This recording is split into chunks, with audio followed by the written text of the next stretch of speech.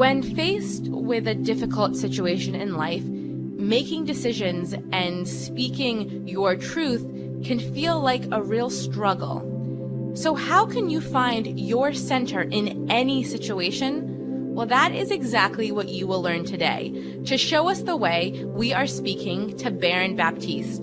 For more than 25 years, Baron has devoted his life to creating and delivering transformational yoga practices and programs.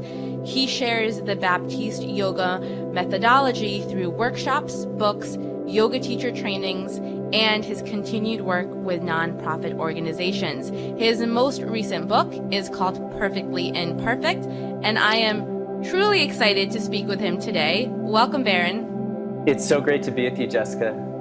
I'm excited about this because, like I mentioned, a lot of times we are in a hectic situation, and the moment where we need to feel centered is the moment that it feels incredibly difficult to get there. So I want to start off by just getting clear on what it means to truly feel centered and what you often call our true north.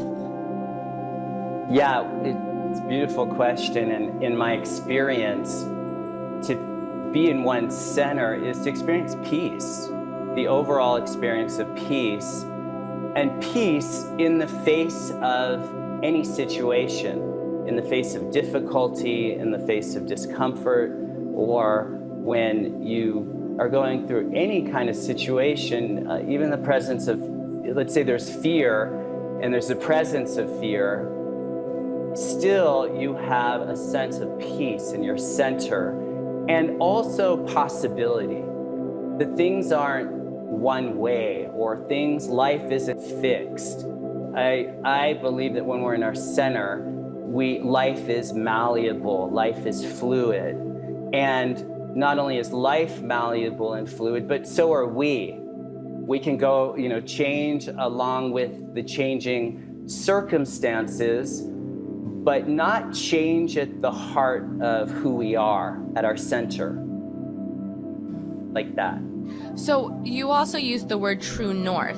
Why do you pick that phrase? Well, I believe we all have an inner true north, meaning we all have an inner compass. And when we've lost our way in life, or we've lost our relationship to our inner compass, the true north, something in the background, or maybe in the foreground of our minds, our being, knows it. Deep down, we know the truth of whether or not we're aligned to our inner compass, our true north. We're aligned to our truth with a capital T, or if we're off that center, if we're missing the mark. We know it. Like deep down, we all know it. It's so true. And a lot of times when we feel like we're off the mark, we really fight with ourselves. We struggle to try to get back on track, to find our center. So if we are in that position where we begin to realize, man, things don't feel like they're going my way, I'm reacting to things, I don't feel like I have clarity over what the next step is, what is the very first step for us to begin to find our center? Well, from a yoga context and how we relate to it in Baptiste yoga is to have a practice, what we call a sadhana, and to have, there's great value to use the tools of meditation and asana, a yoga practice, and the tool of inquiry, self-inquiry. And to have a regular ongoing practice, and to have a kind of discipline about it in one's life. Like as a daily sadhana, meditation is the opportunity to access truth and center, and to distinguish what's not truth or what is not serving you in the moment or in general in your life. And asana, yoga practice, to get all connected and present into your body. There's something about being embodied and really present in one's body that then gives access to your breath. And then you put inquiry and meditation with asana, physical movement, it's a practice, a sadhana that really allows you to be, like I said earlier, malleable with life, to be powerful and free, and have some experience of peace in life and in all situations. And when you're not at peace and you're in suffering in different situations, having a sadhana is like a true north. It's like coming back to, it's an access back to one's center, one's grounded being. So I just want to be clear. So sadhana is another word for like a ritual or a routine? Ritual and routine is a part of it, and it goes beyond ritual into just one's way of being with life, and one's way of being, or we could say in relating to oneself, relating to one's life, and being in a conscious practice, and having routine being a part of that, in that, you know, there's something about sitting quietly daily. There's something about, you know, in a meditative way. There's something about asana, moving, you know, through yoga, a series of yoga poses that moves your energy and strengthens body and the relationship between body and mind. And so there's the ritual and the routine of it, and though it goes beyond that, so that everything in life becomes the practice, the sadhana. Like a yoga pose. Everything in life, I like to say, is a yoga pose. Right.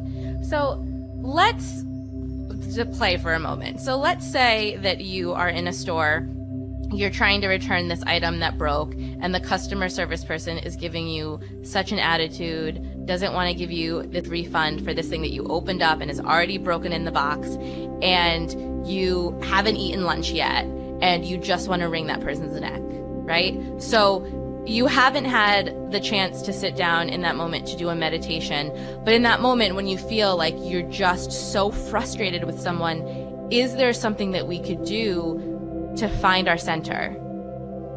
Oh, I love it. Yeah, it's wonderful a way to approach this. So I think that's a perfect analogy, being in a situation like that where you're frustrated and you're getting reactive and you see you're getting upset or what have you in a situation, is what I call a meditative moment, or a meditative opportunity, or an opportunity for sadhana. And it relates back to, the title of my book, Perfectly Imperfect. It's life happening imperfectly, and it's perfect opportunity. Those imperfect moments where things aren't going our way or not flowing or they're stuck, it's a perfect opportunity for growth or to put in one's practice. So if we say, like in that situation, let's say that that's a yoga pose of life. Yeah, you're in a situation, life's presenting this pose and it's challenging you, it's squeezing you, it's pressing you.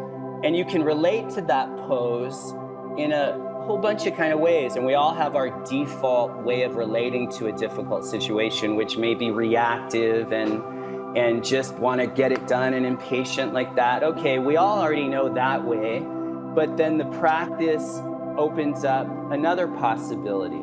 Is there a way to be calm and at ease and relaxed in a difficult pose or in a difficult situation? Is there a way to keep center, like stay centered, even when you don't feel like it, but yet you transcend the default, usual business as usual of relating to things like that, and you use it as an opportunity to grow? And so that's where the sadhana comes in. And there's a simple tool we use in Baptiste methodology, and it's called the 3 themes. And the 3 themes, real simple, is the first theme is be a yes.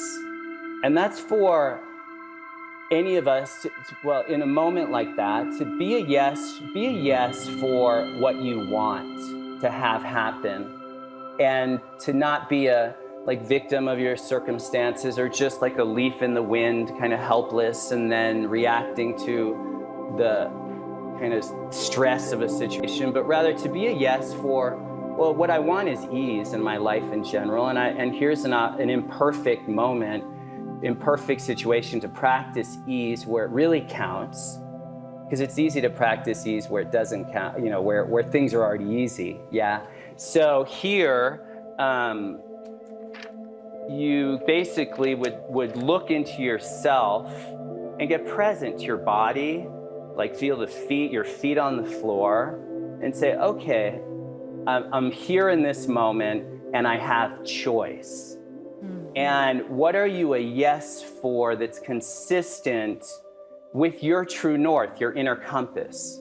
Like what you're up to as a human being who is up to growth and developing yourself and opening and strengthening your heart, and coming from your heart, being about your heart in all situations.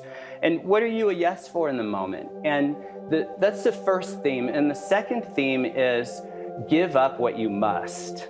So typically, I know if I'm in a situation like you described, Jessica, and I'm getting triggered and I say I'm getting upset and I got hooked by the situation, I know that, okay, I'm a yes for peace and I'm a yes for ease, yet I have to give something up in the moment to create new space. And when I say give something up, well, it could be that whatever I'm making up, maybe I'm making up some story about this situation, like this is gonna ruin my day, I'm going to be late for my next meeting and blah, blah, blah, or this person isn't competent, and whatever judgments there. It may be I need to give up my story about the situation in a moment, or that some judgment I have. Maybe I'm making the situation wrong and the person wrong, and all I need to do is get present and see that, oh, I'm making the situation and this person, the clerk, wrong, and to simply be a yes for giving that up. Like the first question is, the first question in all of this is, am I willing to give something up, whatever it is? Am I willing to do that? Am I willing to have the situation change in this moment? Am I a yes for that, to have it change?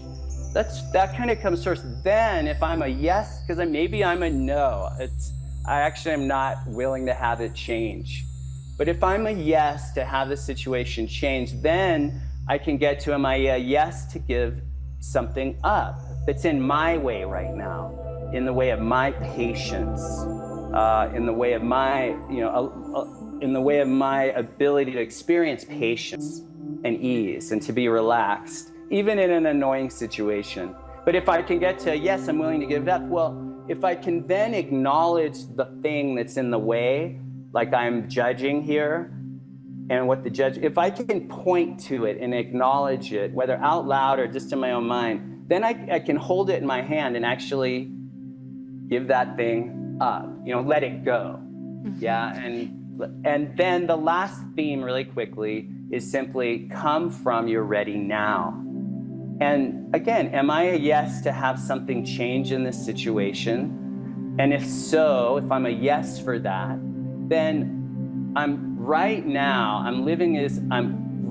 is all I've got, and I'm ready now to have my practice be alive and well in this situation. When I say and in line with my true north, like that. Baron, can someone be assertive and find their ease and peace? Because I think a fear that some people have is that if they're always going for the peace, they go, well, I don't want to be a doormat. I want to be able to speak my truth. So how do the two fit together, being assertive and speaking your truth, but also finding peace and ease? Yeah, it's great. We work, it makes me think of, we work in yoga practice with a practice called Sthira Sukham Asanam. And sthira is the firmness, it's like, it's holding firm, holding one's stand. So it'd be to assert, it would be to declare, It would be to make a request, and to be firm, not like loosey-goosey like that. So that's one part of the sthira. And the other part is sukham. And sukham is open space, like an open palm, relaxed, at ease. Sukham is receptive. Sthira is, it's assertive like that. It's the actioning of something and someone's being. So I'm saying all this because the sthira and the sukham in balance, to be both relaxed, open, receptive, and allow for that space in a situation, but also to claim one's power, to claim like you said, I think the word you use is to assert, to be assertive. So there's this balance of yes, absolutely be assertive, request what you need to request, be, a stand for what is needed in the situation or desired in the situation, speak up, and also to be spacious, to be lightness, to be open and at ease. So those two balanced qualities, sthira and sukha, are in every yoga pose. And again, if we say, look at life in every situation as a yoga pose, you'd want to bring both of those qualities. Right. So I have to jump to this question, jump forward a little bit, because you're touching upon it so much that I'd love to get even more clarity. It's obvious that you have this passion for yoga and you're making this connection between this physical practice in our life. And so can you explain a little bit more about why you feel yoga relates to life and how we can see our life in that lens? Yeah, you're saying how yoga is in all of life. How yoga relates to life. Yeah, so a lot of people think that yoga is something that they do for 1 hour at a studio. And here you're saying you're taking the different yoga practices and you're helping us realize how we take that lesson and we're able to use it when we're standing in front of the customer service person. Yes. So here you're making this connection. So, for those who have never really looked at yoga like that, they look at yoga as a class that's on at 4 o'clock at the gym. Can you talk a little bit about how you view yoga and how it relates to our whole life? Yes. So if you look at a yoga pose and imagine you're in a yoga pose, and I'm imagining that everyone listening to this workshop is either already practicing yoga currently, or they practice yoga, or somewhere in their future they imagine themselves doing yoga practice. But we can all imagine ourselves in a yoga pose. And in a yoga pose, I like to say, in the pose is all of life. Like everything you're dealing with in your life, and also your orientation toward life, we could find right here in this yoga pose. Let's say triangle pose. And so how you are in the pose is how you are everywhere. We could say, as the Zen have a slogan that says, how you do anything is how you do everything. And if we're in a yoga pose, imagine yourself in a yoga pose like triangle pose. And as you hold the pose, at first you take your pose and you're breathing and you're feeling your body and your muscles and you're aligning your bones and you're setting your eyes to a point in what we call drishti. And at first, the first 30 seconds or minute, it feels pretty good and it's pretty peaceful and in fact freeing. You have the experience of freedom and peace. But then as you hold the pose and your muscles start shaking and quaking and you start feeling the stress, physical stress of holding the pose, you start to notice that you react in a certain way or you respond a certain way. And it may just be to come out of it. But you say something to yourself in there, in your a conversation with ourselves. We'll say something when we want to leave. This is enough. I'm done, or I'm out of here, or this is too much, or I can't do this, or I don't want to do this, or I'm not strong enough. Maybe I'm not good enough to do this yoga at this level. Maybe others are good enough. I'm not. So however we react in that pose, we could translate that, and in our body, right? It's an embodied experience, and it's also an embodied learning opportunity. But however we react in the pose or respond to the pose, typically, well, wherever we go, now we take ourselves off the yoga mat, out of the yoga pose, and into a situation like you described. You know, being in a situation where, you know, you're dealing with a clerk and it's not going your way, but you're still standing there in your body. You're still in your body, whether you're standing or sitting, just like you right now, Jessica, and everyone listening. You're likely sitting. You're in a physical posture, and we could call this asana. Or if someone's listening to this and they're standing, or they're walking, they're on a walk, they're walking or running, or doing yoga, wherever they are, they're in their body and dealing with life from their body. And so wherever you go, there you are, as we all know the kind of Buddhist saying, wherever you go, there you are, and you're in your body, and you've got the same point of view. And so this is where, in a situation like you described, well, this is where I would bring my sadhana, my more conscious inquiry, my more conscious relationship to my own body. I may want to alter how I'm sitting right now in a situation. If I want to have the situation change, I may want to just bring consciousness to my body and actually pull my shoulders back, open my chest. I may look at how I'm standing or how I'm sitting as a starting place, because this is your yoga pose right now, not yoga pose in the formal sense, but who are you in this moment, in this body, in this position you're holding in life? And whatever it includes, whether it's an easy situation or a challenging situation, notice what you say to yourself. Again, what's the self-talk that's there? And if you notice it's something like, I can't do this, I can't handle this, this is too much, whatever, I, in that moment, can acknowledge that, give that up. And in giving something up, there's new space. And in the new space, put into the situation a kinder thought, or more empowering, what I'll say, context, a way of being with this situation in my body, mind, and spirit. Yeah, that makes a lot of sense. I want to talk a little bit more about inner thoughts. We all know that they're incredibly powerful, and when we're either meditating or in yoga, we seem to be very aware of those inner thoughts, and hopefully as we go on throughout our day, we bring some consciousness to that. The pattern that I see that happens often is that we have a negative thought of, oh, I'm so far behind, or I can't do anything right. We're comparing ourselves to other people in the yoga room or in the grocery store, wherever it is.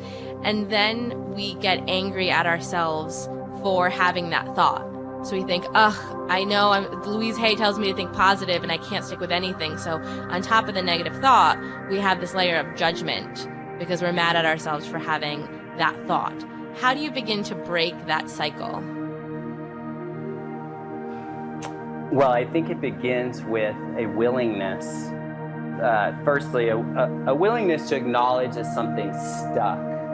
Yeah, and if some situation went poorly, it didn't go the way you wanted it to go, and then you have some thought about that, a negative thought about yourself or the situation, and then you start beating yourself up with more disempowering thinking and thoughts.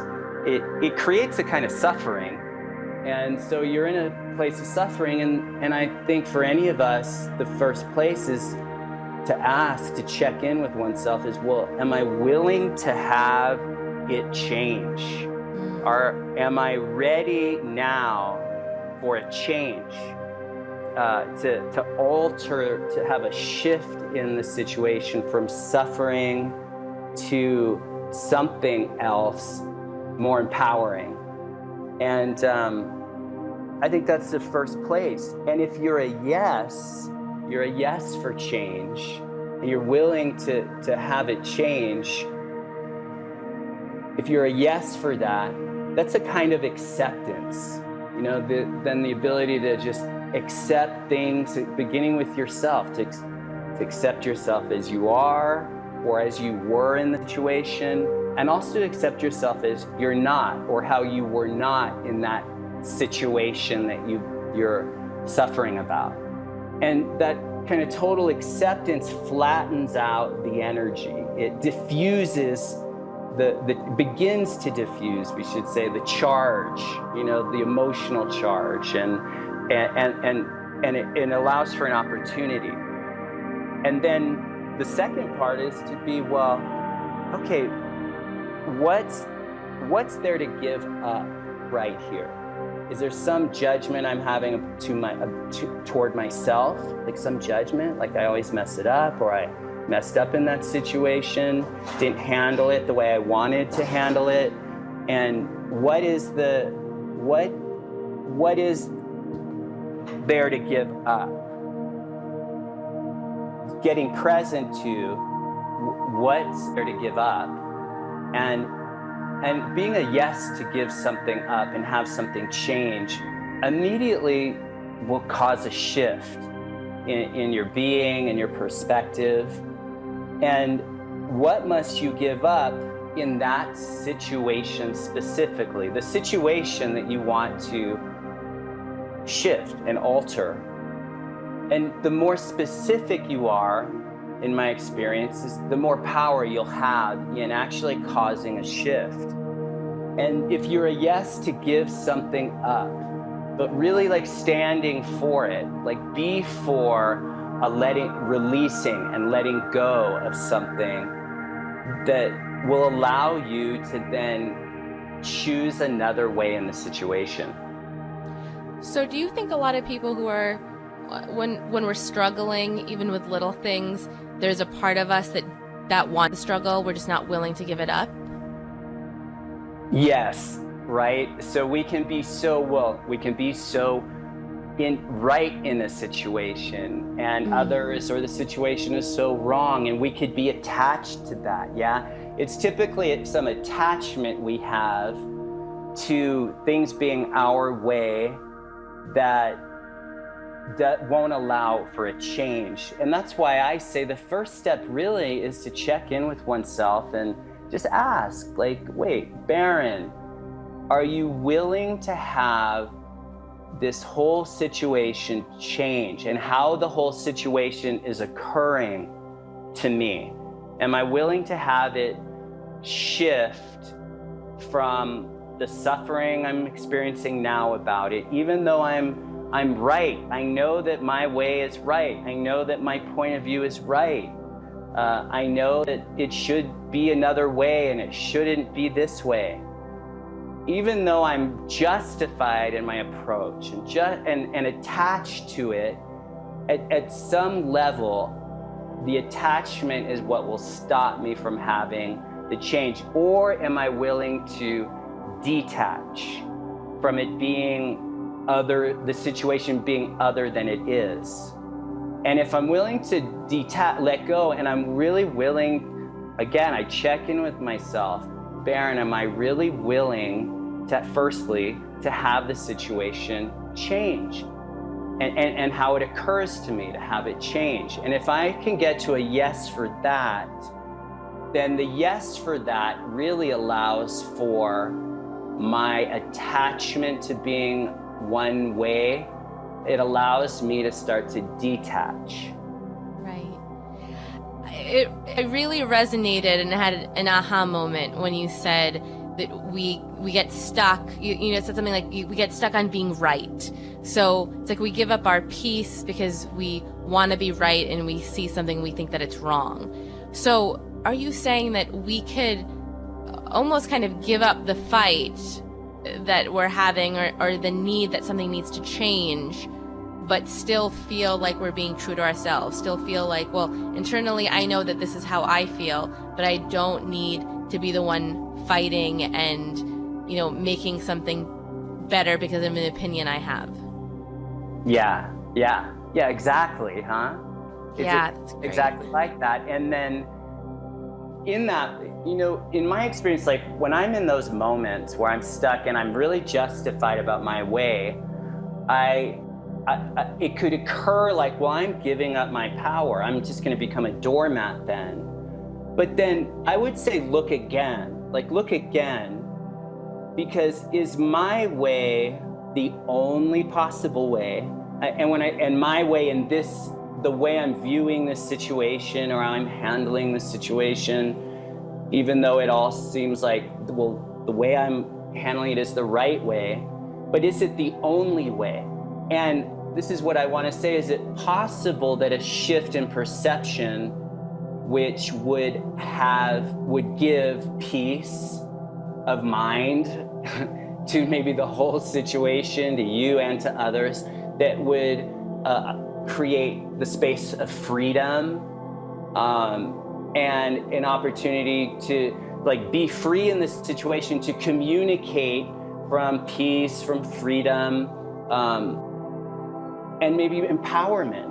But my point is this: if you check, you look again, am I really giving up, or are you really giving up all your power only because you're giving up that one point of view, that one way of being with the situation? Is there another way of being with the situation that could actually be more empowering for the entire situation, everyone included, including you, kind of thing? Does that make sense? Because when we're in it, we're like, this is the only way, and if I give this way up, I'm giving up all my power.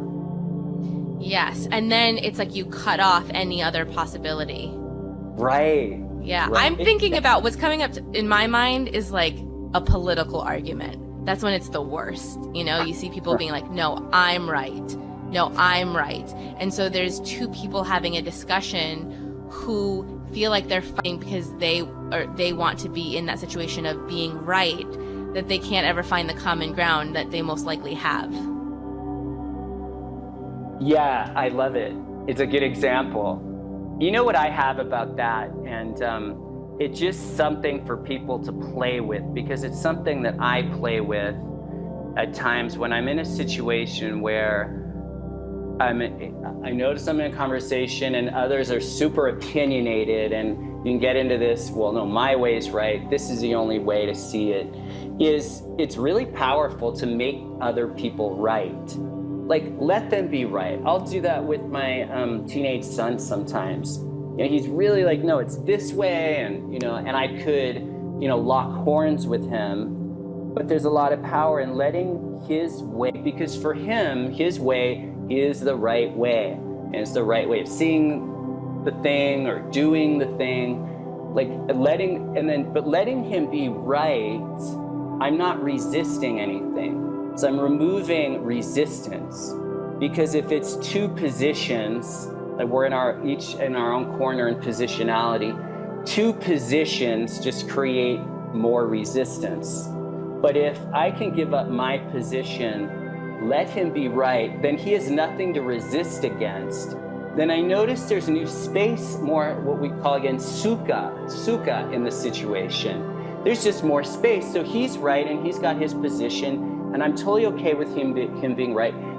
But then I start asking questions that will maybe give new perspectives. Like, well, okay, that I see what you're saying, because to him it is right and it is the way. But I'm like, well, how about this way? Have you thought of it this way, or looking at it this way?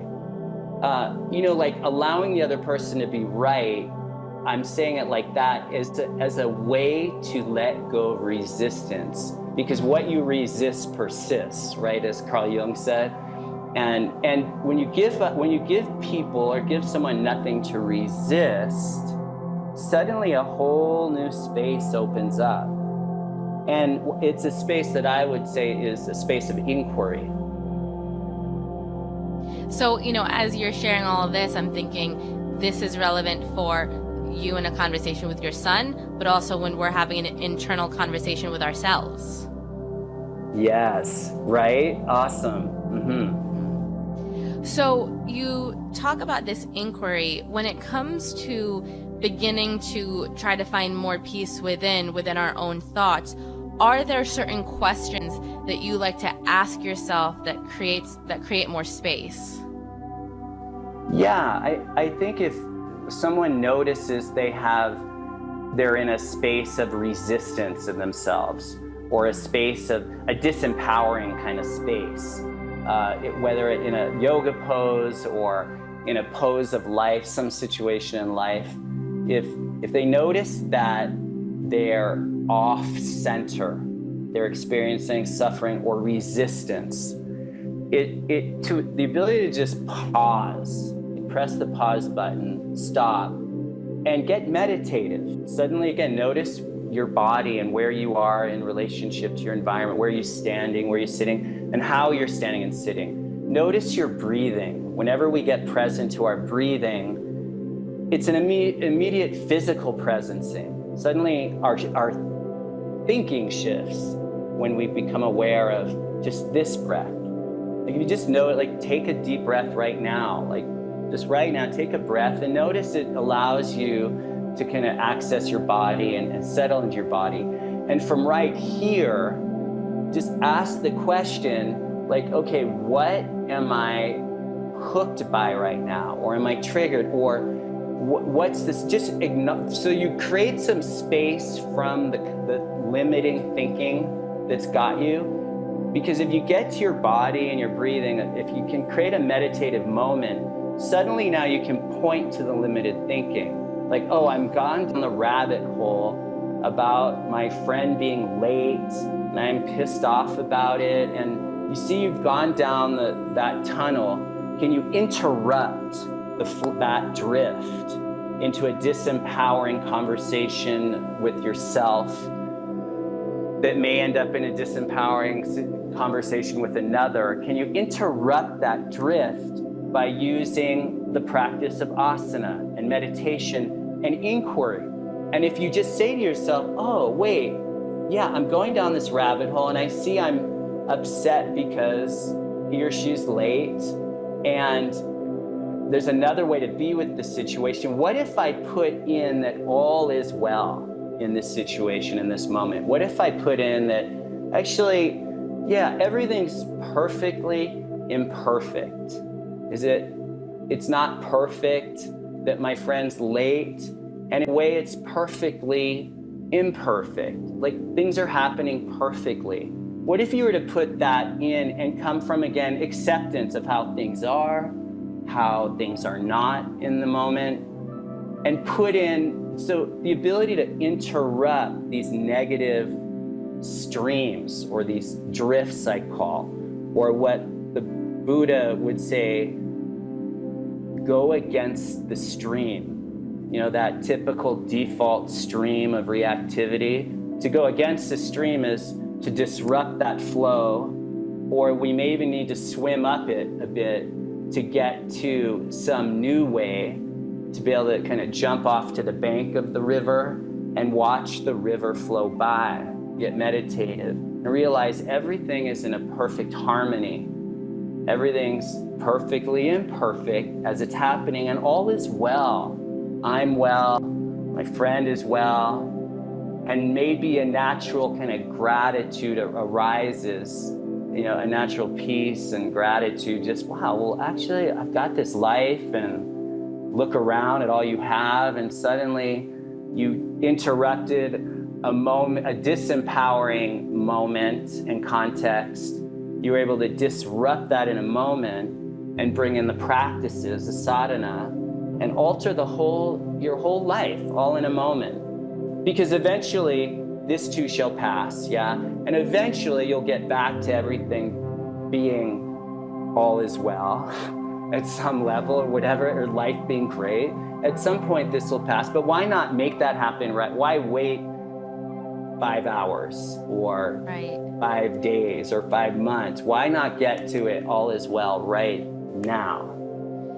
It's true. Oftentimes when we're suffering, there's nothing happening in the present moment that's creating the suffering. We're lying in bed worrying. We're at our desk thinking about the worst possible situation. And so we feel that worry within our whole body. We feel that the anxiety within our body, but nothing is actually happening in that moment.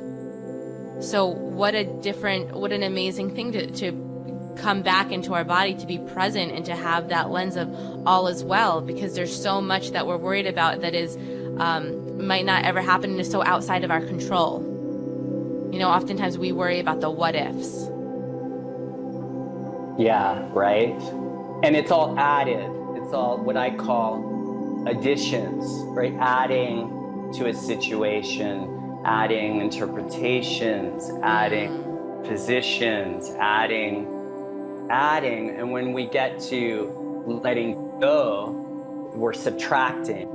And we're getting back to the bare bones, just experience of life and just being present to the experience that's right here, right in front of us. And choosing who we want to be and allowing ourselves to be who we want to be in this now moment experience. Definitely. Well, you've touched upon this a few times, but I'd love to talk more about your latest book with Hay House, which is Perfectly Imperfect. So what does it mean to be perfectly imperfect? Are you talking about an individual or all of life? I would say all of it.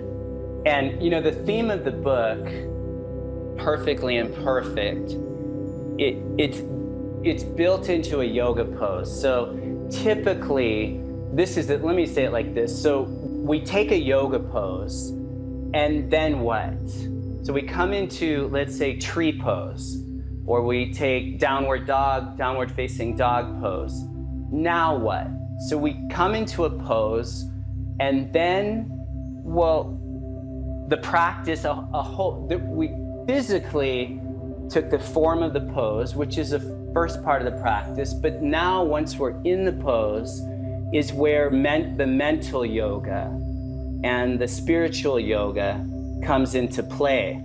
And whether it's a situation like you described earlier, a situation where we're feeling impatient and frustrated, that's we got in line at a store, we'll consider that's a pose. Now what? Now who am I going to be in the face of this situation? And if it's in a pose, who am I going to be? And when it goes beyond being just how we want it to be, when things kind of go imperfectly, and yet can we see that it's a perfect opportunity, either a perfect opportunity to come to the perception, life is happening perfectly. And however I'm doing the yoga pose, and even if I need to come out of the yoga pose, it's all perfect. It may not look like my ideal vision I had for the situation or the pose, but yet in its own way, it's perfect. And it's also the imperfection allows me the opportunity. It's in those imperfect situations that are growth opportunities. Yeah, that makes a lot of sense. So you've been talking about the power of meditation a lot. I'd love to go through a meditation altogether, but before we go through the process, can you tell us just a little bit more about the way that you view meditation, and when you are speaking to someone who's new to the concept, how do you explain it to them? So meditation is, again, one of the 3 practices we use in Baptiste yoga. And really simply, meditation in my kind of approach to it is an access to true north.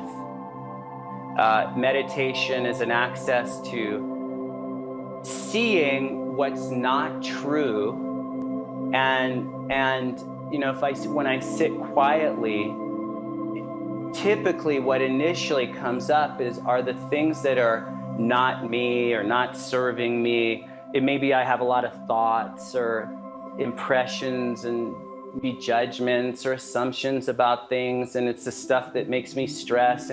But typically I see what is not about my true north, maybe right there. That's why sitting quietly can be difficult, because I first have to confront all the things that are not me or not in service of what I'm really up to, in alignment with my inner compass. So it allows me to meditation is a space that allows me to let all that stuff come up and just let it go, to hold space for it, to acknowledge it, not to resist it. When I resist all that stuff, it sticks around, it stays strong. But when I can sit still and just let things be, to just be and let be, I notice that I see those things coming up, and as I let them be, they start to let me be, and they kind of dissipate. And I get in touch with, my inner compass, and I get in touch with an inner energy of possibility.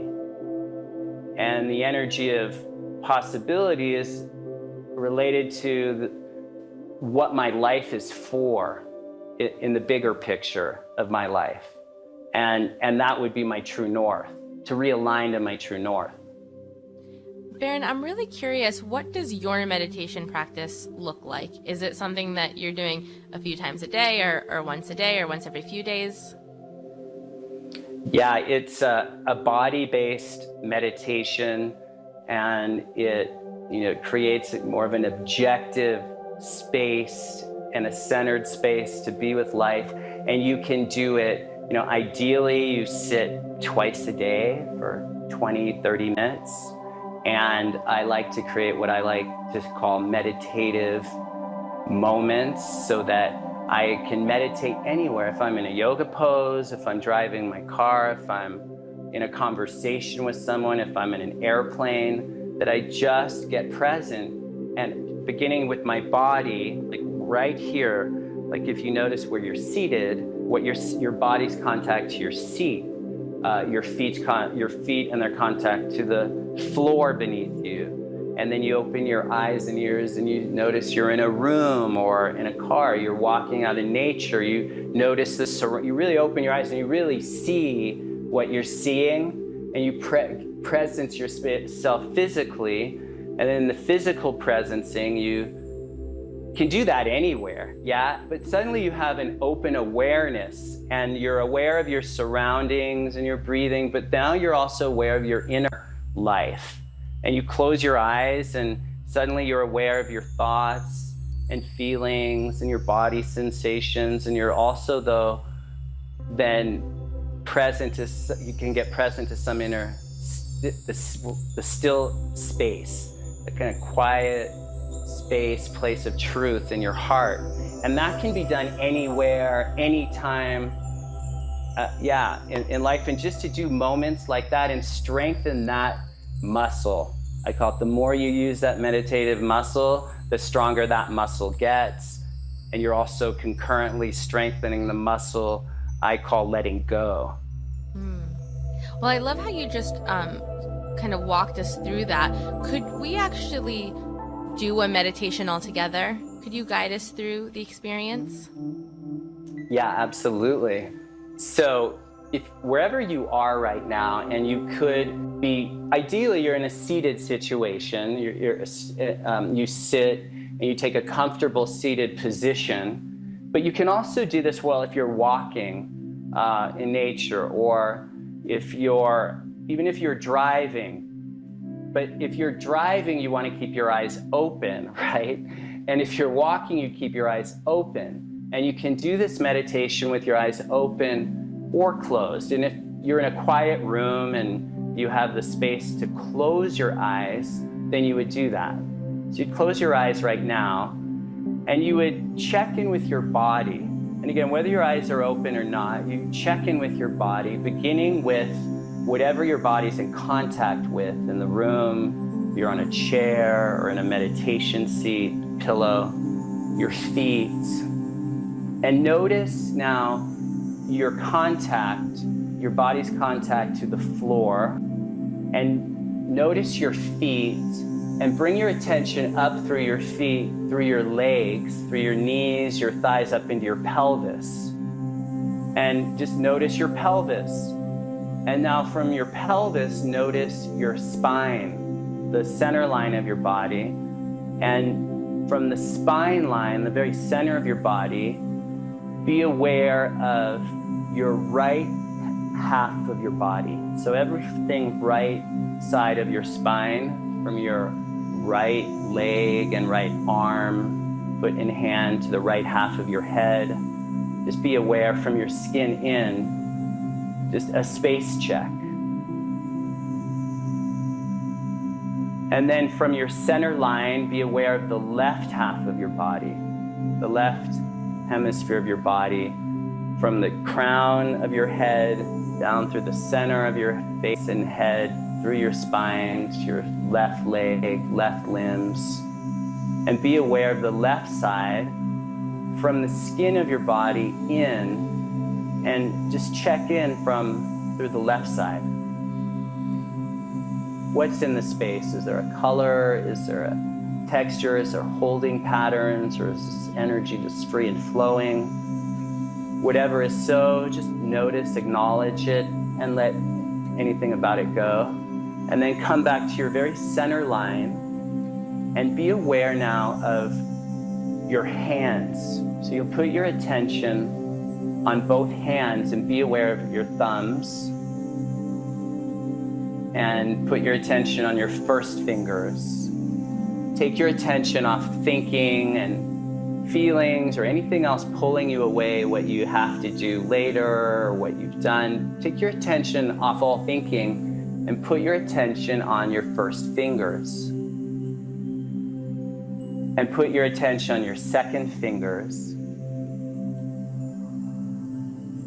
And on your third fingers. And now put your attention on your little fingers. And now put your attention on all of your hands, including your fingers. And now, as you keep your attention on your hands, also you'll look through the middle of your forehead with your mind's eye. So if your eyes are open, your two eyes become one vision. If your eyes are closed, the lens of your consciousness, it's so you're looking through the middle of your forehead. And be aware of your hands. And now as you're looking forward through your vision through one eye, allow the peripheral vision, the inner vision, if your eyes are open, your outer vision, allow your vision to expand and to broaden into your whole body. So as you're looking through the middle of your forehead, be aware of your hands. And from your hands, now be aware of the ebb and flow of breath moving into and out of your nostrils. Get present to your breath and experience the rising of your body on inhalation, the contracting of the body on exhalation. Just notice the ebb and flow of breath and your body's natural movement in correlation to breath.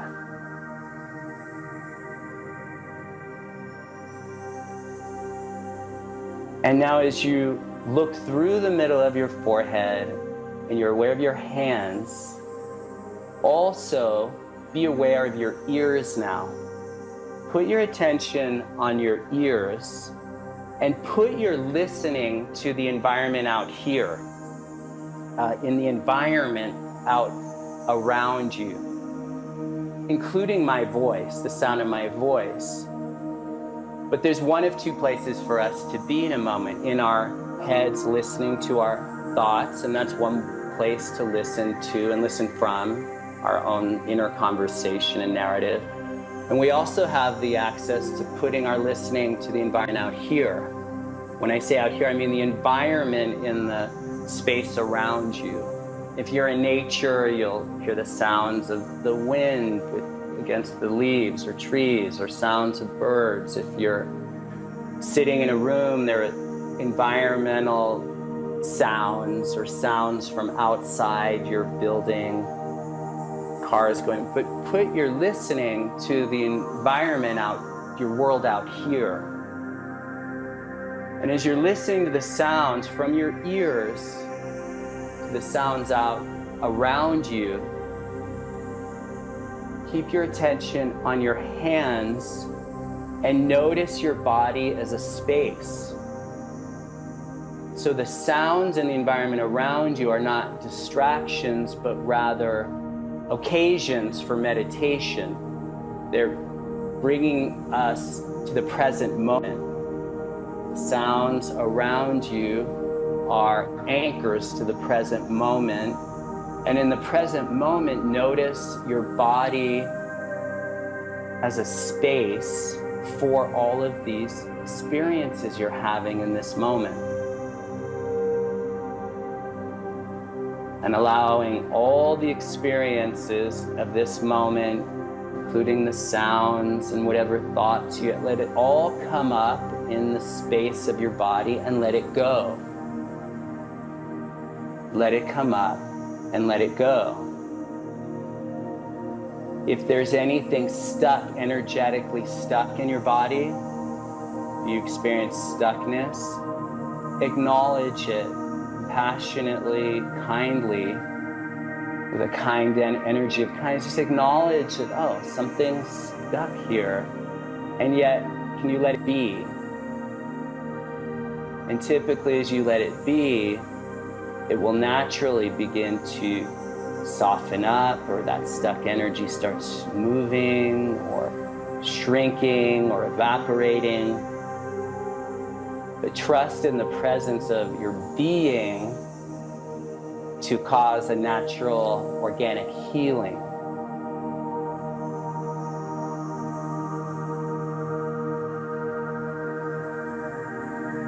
There's nothing to do here other than just observe with open awareness and be in your experience here. There's nothing to fix. Nothing to fix about you, nothing to fix in life in this moment. Allow things to be perfectly imperfect. Allow everything to be in the space of all is well.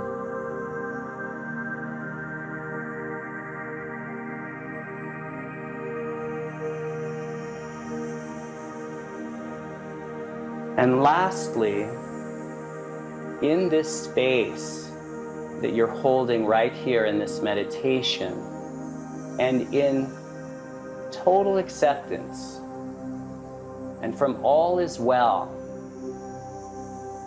allow the energy of possibility, creative possibility, to arise in you. Because it is you and it's who you are in your true north, in your essence, who you are as a creative being. You are of the energy of possibility. And allow that energy to rise up, to bubble up like a springs out of the earth, just bubble up and fill out into every nook and cranny of your being, filling your entire space with this creative energy of possibility. It's the same energy that has you listening to this workshop and has you meditating and being willing to meditate. It's this energy of possibility that brought you here, right here to this point in your life, in this moment. You've never been here before. It's brand new. And in this energy of possibility, what's possible for you? That is of your heart, from your heart, by your heart, about your heart. What's possible for you in your practice, in your life, in what's next. This next moment, and for the rest of your life? What's possible? And then gently bring your hands to Namaste at your chest center. So put your two hands together at your heart center. And from your hands, create your center line energetically into your heart, your spine, and your mind, to your third eye. And allow the highest intention for your life to be what moves you and inspires you from this meditation into the next moment. And take a deep breath in, and namaste. Namaste. Baron, that was beautiful and something that we can come back to again and again. Thank you so much for giving us that gift and for being with us today. We really appreciate it. It was great.